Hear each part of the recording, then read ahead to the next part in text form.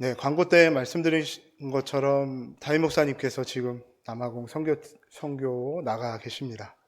그래서 오늘 제가 부족하지만 설교를 하게 됐습니다. 여러분, 담임 목사님 보고 싶으시죠? 죄송합니다. 네. 그렇다고 제가 내려갈 수는 없으니까 오늘은 제가 준비한 말씀을 전할게요. 제가 2023년도 마지막 금요 기도회 때 감사에 대한 주제로 설교를 했습니다. 한 해를 마무리하면서 하나님께 감사하고 싶었어요. 근데 제가 왜 감사를 주제로 설교를 준비했었냐면, 작년 연말부터 또 지금까지 저에게 이 건강에 관한 이슈가 있었기 때문입니다. 이제 여러 가지 독감이라든지 부비동염, 기타 등등, 그러니까 몸이 여기저기 되게 아팠어요. 그러니까 살다 보면 그럴 때가 있잖아요. 몸이 막 여기저기가 더 아프고, 원해서 아픈 사람은 없으니까요. 그래서 마음도 이렇게 막 침체되기도 하고 우울하기도 하고 그랬던 것 같아요. 그래서 한 해를 마무리하면서 하나님 앞에 감사했으면 좋겠다, 이런 마음으로 감사에 대해서 말씀을 나눴습니다. 그리고 오늘 설교를 제가 준비하는데 또 감사에 대해서 마음이 계속 들었어요. 2024년도를 시작하면서 하나님 앞에 감사하며 시작하고 싶다, 이런 마음이 들었습니다. 제가 작년 12월에 음식을 먹다가 치아 하나가 깨졌어요. 그래서 이제 치과를 갔습니다. 근데 이제 의사 선생님께서 아이고, 이거 한 방에 가셨네요, 이렇게 얘기를 하시면서 발치를 해야 된다고 얘기를 하셨어요. 저는 발치를 해본 적이 없었거든요. 사랑니도 저는 안 나가지고 발치가 뭔 줄 몰랐어요. 그래서 이제 이틀 전이죠. 금요일 오전에 발치를 했습니다. 근데 발치하고 나서 진짜 힘들더라고요. 한 날은 이제 마취가 풀리니까 근데 이 마음이 되게 그랬어요. 내가 나이가 몇인데 발치를 해야 되다니, 이런 생각도 들고, 마음이 좀 그렇더라고요. 근데 발치를 하러 갔는데 제 옆에 이제 젊은 남자애가 20대 같은데 이제 왔어요. 근데 알고 봤더니 그 친구도 이제 음식을 잘못 씹어가지고 이에 금이 가고 좀 이제 깨진 거죠. 그래서 그 친구한테 의사 선생님께서 동일하게 와, 이거는 발치를 해야 될 것 같다 얘기를 하시더라고요. 그 말을 듣고 살짝 위로를 받았습니다. 그래, 나이를 떠나서 누가 살면서 내 이가 깨질 거라고 생각을 하겠어요. 상상도 못했을 일이 그 친구한테도 벌어진 거죠. 그래서 발치를 하고 이러면서 마음이 좀 그랬습니다. 참, 왜 이렇게 몸이 계속 이렇지? 그러면서 제 안에 들었던 마음이 감사였어요. 감사해야겠다. 우리가 이제 한 해를 시작하잖아요. 2024년도. 근데 이런 말이 있어요. 흐르는 강물에는 자기 얼굴을 비추어 볼 수 없대요. 그러니까 물의 흐름이 멈추고 잔잔해야지만 자기 모습을 비추어 볼 수 있는 거죠. 그러니까 매일의 분주한 우리의 인생, 그 일상에서 좀 벗어나서 연말이 되고 연초가 되면 이제 계획도 세우고 나를 좀 돌아보고 이런 시간들이 있죠. 그래서 오늘 우리가 짧은 말씀을 나누지만 감사에 대해서 좀 생각을 해봤으면 좋겠습니다. 나는 과연 은혜 받은 자처럼 살고 있는가? 받은 은혜에 합당한 감사를 표현하고 있는가? 이런 것들을 살펴보는 시간이 되길 소망합니다. 오늘 본문 시편 136편의 말씀을 읽다 보면은 지금은 고인이 되신 한국 CCC의 대표이셨던 김준곤 목사님이 생각이 나요. 이분이 백문일답이라는 것을 하셨거든요. 대학생 집회를 할 때 청중들을 향하여서 100가지 질문을 하셨어요. 그리고 그 대답은 모두 예수 그리스도였습니다. 한번 띄워주시겠어요? 이런 질문들을 하셨어요. 우리 생의 주인이 누구입니까? 예수 그리스도. 우리 삶의 이유가 무엇입니까? 예수 그리스도. 우리가 여기 왜 있습니까? 예수 그리스도. 여러분의 인생 목표는 무엇입니까? 예수 그리스도. 어떻게 하면 죄 사함을 받습니까? 예수 그리스도. 역사의 주인은 누구입니까?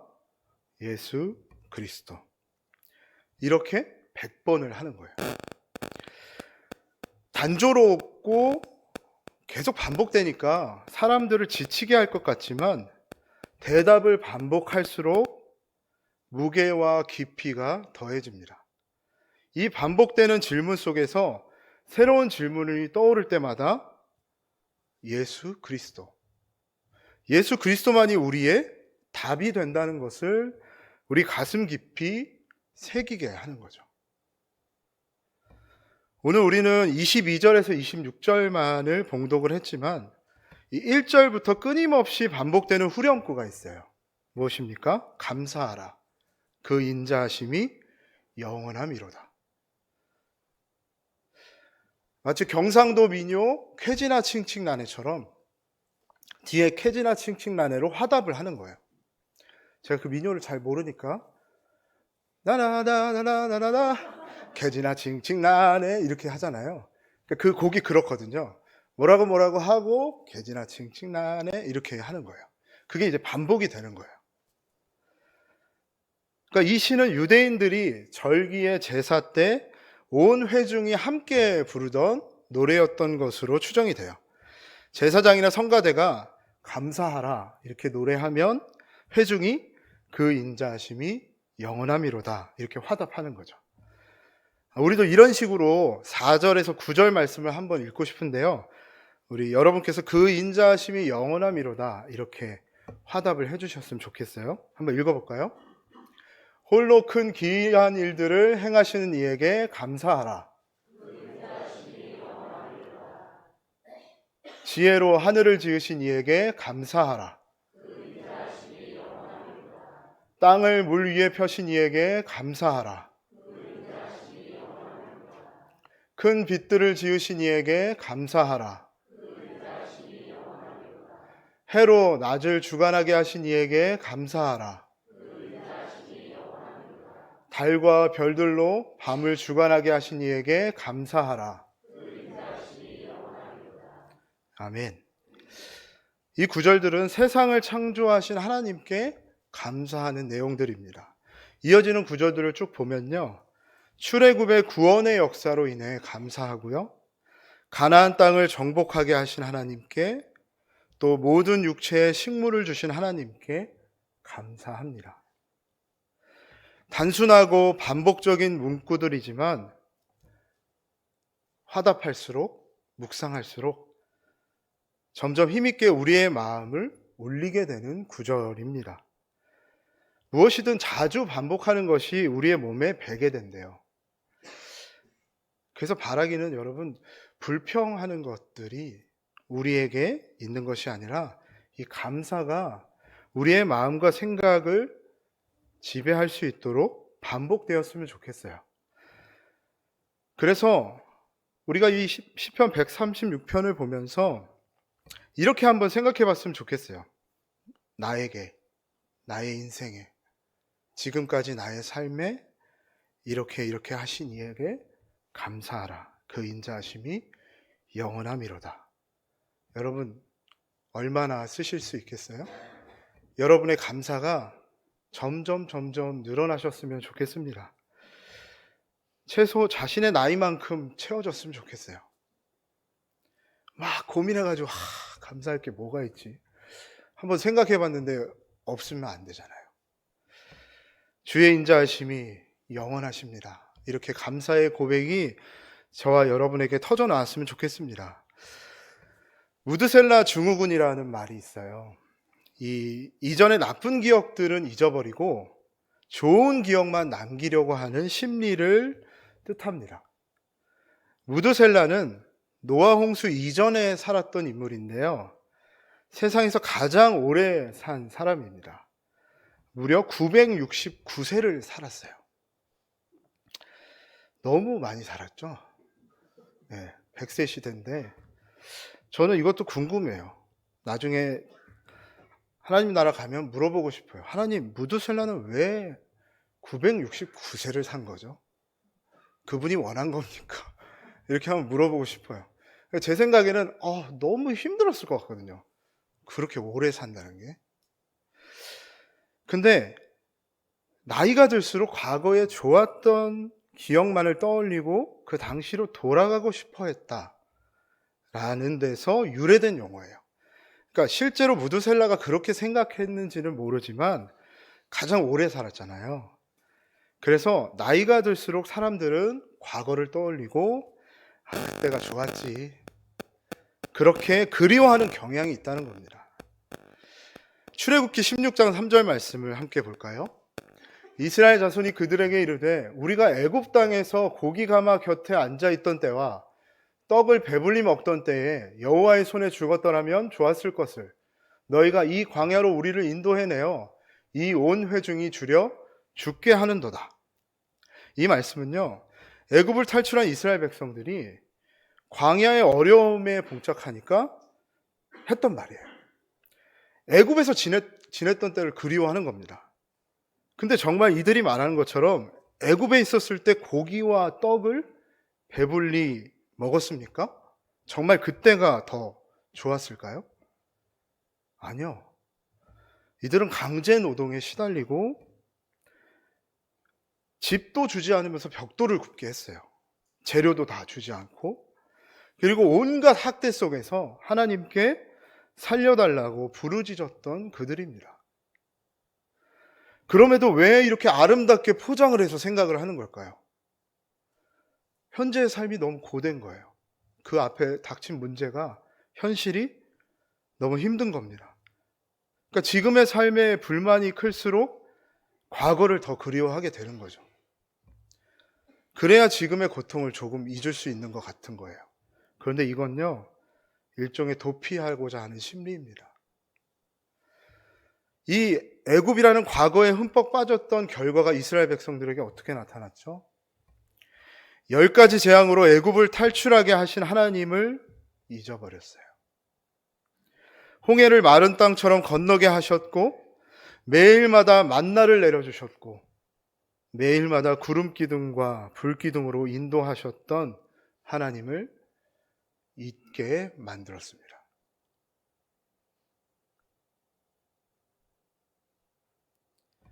그래서 우리가 과거에 눈이 멀어버리면 지금 함께 하시는 하나님을 볼 수가 없는 거예요.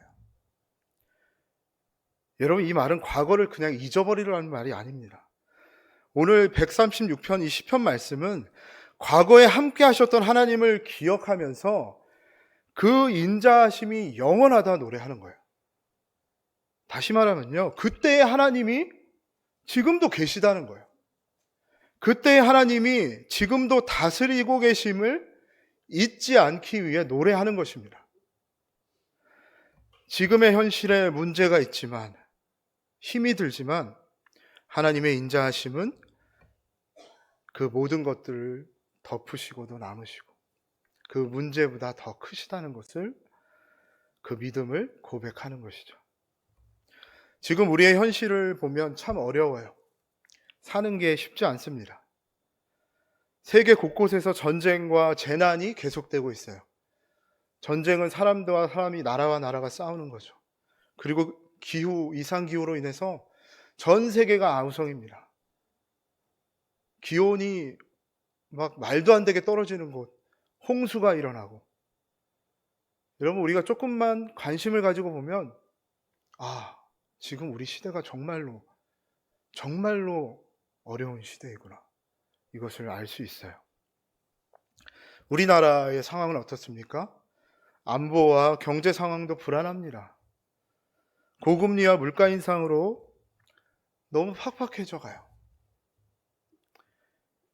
이런 상황에서 여러분, 그래도 저는 그래도 조금은 살만하니까 감사합니다. 이렇게 하기에는 마음이 너무 무거워요. 그래서 때로는 그냥 아무 근심 없었던 어린아이처럼, 옛날에 그 어렸을 때처럼 그냥 해맑게 감사할 수 있었으면 좋겠다, 이런 생각이 들 때도 있습니다. 그래도 여러분, 우리가 어려운 현실, 지금의 시대 가운데 있더라도 우리가 절대로 과거로 도피해서는 안 됩니다. 과거에 함께 하셨던 하나님이 오늘도 우리 곁에 계시다는 이 믿음을 놓치지 않았으면 좋겠어요. 우리의 주인 되시는 하나님의 인자하심이 영원하십니다. 지금도 우리 가운데 있습니다. 복잡하게 얽혀있는 이 세상을 하나님의 지혜와 인자하심으로 통치하시고 완성하실 것을 믿기 때문에 감사함으로 하나님께 나아가시는 우리 사랑하는 성도님들 되시기를 축복합니다. 이어서 잠언 11장 24절 말씀을 보겠습니다. 지혜는 명철한 자 앞에 있거늘 미련한 자는 눈을 땅끝에 두느니라. 지혜는 멀리 있는 게 아니래요. 멀리 있는 게 아니면 가까이 있다는 거겠죠. 근데 미련한 자는 땅끝에서 지혜를 찾는 거예요. 지혜가 저 멀리 있다고 생각하는 겁니다. 그런데 이 말씀을 보면서 감사도 마찬가지라고 생각을 했어요. 과거가 좋았다고 과거를, 옛날을 그리워하고 또 그냥 잘 되겠지 다 내려놓고 그저 미래를 낙관적으로 바라보는 것. 우리가 우리 앞에 펼쳐져 있는 현실 앞에서 감사를 찾아낼 수 있다는 거예요. 감사가 어디 있다고요? 우리 가까이 있다는 겁니다. 시편 8편 3절 4절입니다. 다윗의 고백이에요. 주의 손가락으로 만드신 주의 하늘과 주께서 베풀어 두신 달과 별들을 내가 보니 사람이 무엇이기에 주께서 그를 생각하시며 인자가 무엇이기에 주께서 그를 돌보시나이까. 다윗이 하나님께 감사로 찬양하는 시입니다. 다윗이 본 것이 무엇입니까? 하늘과 달과 별이에요. 이것은 우리도 매일 보는 하늘과 달과 별이죠. 다윗에게만 주신 것이 아닙니다. 근데 다윗이요, 이 하늘을 주의 손가락으로 만드셨다 고백하고요, 달과 별을 주께서 베풀어 두신 것이다 고백해요. 그러니까 다윗은요, 하늘과 달과 별을 보는데 사람을 생각하시고 돌보시는 하나님을 거기서 발견한 겁니다. 하나님께서 사람들을 위해 하늘과 달과 별을 만드셨음을 내가 생각하니까 하나님의 그 사랑이 감격적으로 밀려 들어온다는 거예요. 여러분, 하나님의 사랑이 멀리 있는 것입니까? 아니요. 우리의 삶에 이미 들어와 있습니다. 제가 지난 금요기도회 때도 나눴던 한 청년에 대해서 함께 나누고 말씀을 마무리하고 싶어요. 박위라는 청년입니다. 2020년도 다니엘 기도회에도 나왔던 청년이에요. 간증을 했던 청년인데, 이 청년 2014년 5월에 28살의 나이였는데 전신마비 판정을 받았습니다. 그가 회사에 이제 인턴으로 들어가서 정직원 전환을 이제 통보받고 이제 친구들과 축하 파티를 연 날에 이제 술을 마시고 필름이 끊긴 거예요. 당시에 이 청년이 눈을 떴을 때 병원에 입원한 상태였습니다. 그리고 직감적으로 중환자실이라는 것을 알았대요. 온갖 의료 장비들이 그 몸을 둘러싸고 있었어요. 그리고 쇄골뼈 밑으로는 아무것도 느껴지지 않고 움직일 수가 없었던 거예요. 이 박위 청년 처음에는 어디 다쳐서 수술을 했는데 마취가 풀리지 않았구나, 이렇게 생각을 했대요. 그리고 며칠이 지나도 여전히 그대로인 거죠. 그리고 의사 선생님이 오셔서 이렇게 말했다고 합니다. 당신은 앞으로 전신마비로 살아갈 것이고 영원히 걸을 수 없을 것입니다. 손가락도 움직이지 못할 것이에요. 나중에 알고 보니까 어떤 건물과 건물 사이로 추락을 해서 이제 목이 완전히 부러져 척추신경이 끊겼던 거죠. 인생에서 가장 아름답게 꽃 피어야 될 시기 28살의 청년, 이 청년은 하루아침에 이제 누군가의 도움 없이는 아무것도 할 수 없는 사람이 됐습니다. 그리고 이후에 가족들과 또 사랑하는 친동생, 남동생과 함께 가족들의 섬김과 희생으로 고단한 재활훈련을 시작합니다. 기적적으로 손가락 한쪽이 움직이기 시작하고 재활운동을 시작한 거죠. 그래서 지금은 손가락 마비는 여전히 있는데 이제 상반신은 다 돌아왔어요. 지금도 재활을 계속 포기하지 않고 하고 있죠. 그래서 지금은 운전도 하고 자기 혼자서 침대에서 내려오고 화장실 가고 일상생활을 할 수 있을 정도로 본인이 이루어냈습니다. 운전을 하고 휠체어를 접어서 차에 싣고 수백 수천 번의 연습을 통해서 그에게 일상이 된 거죠. 근데 그 과정은 결코 쉽지 않았습니다. 누군가에게는 쉬운 일이지만 그에게는 기적이었죠. 그래서 그는 그 영상들을 도움이 될 만한 사람들을 위해 함께 나누고 싶어서 유튜브 채널을 개설하고 위라클이라는 이름으로 올리기 시작합니다. 우리 모두에게 기적을. 위라클이에요. 이 진심을 담은 영상에 사람들은 응답했어요. 우울증을 겪던 사람, 삶을 마감하려고 했던 사람들까지 그 청년을 보고 용기를 내기 시작했습니다. 그리고 그는 한 걸음 더 나아가서 자신을 만나고 싶어하는 사람들에게 직접 찾아가서 이야기를 듣고 함께 교제를 한다고 해요. 이 박이 이 청년이 간증을 하고 마지막에 늘 하는 말이 있습니다. 제가 소개해 드릴게요. 우리 이제 나에게 없는 것, 남에게 있는 것만 바라보지 말고 나에게 주어진 것에 감사하며 사랑하면서 살아갔으면 좋겠습니다. 남과 비교해서 내게 없는 것이나 부족한 것을 바라보지 말고 있는 것을 바라보시면 좋겠어요. 고난에 처해 있을지라도 감사의 마음을 가질 때 위기를 기회로 바꿀 힘이 생겼습니다. 하나님은 약한 자를 들어 쓰시죠. 저는 제가 육체적으로 얼마나 약한지 알고 있습니다. 그런데 이런 제 모습이 누군가에게 힘과 용기가 된다고 합니다. 스스로 할 수 있는 것이 아무것도 없고 보잘것없는 존재임을 깨닫고 인정하니 하나님께서 저를 도구로 사용해 주셨습니다. 사랑하는 성도 여러분, 우리는 있는 것, 이미 주신 것에 감사해야 합니다. 사랑하는 아내와 남편, 자녀들을 주셨고요. 내게 주신 은사와 재능이 있습니다. 직장과 가정, 또 교회와 살아가는 지체들.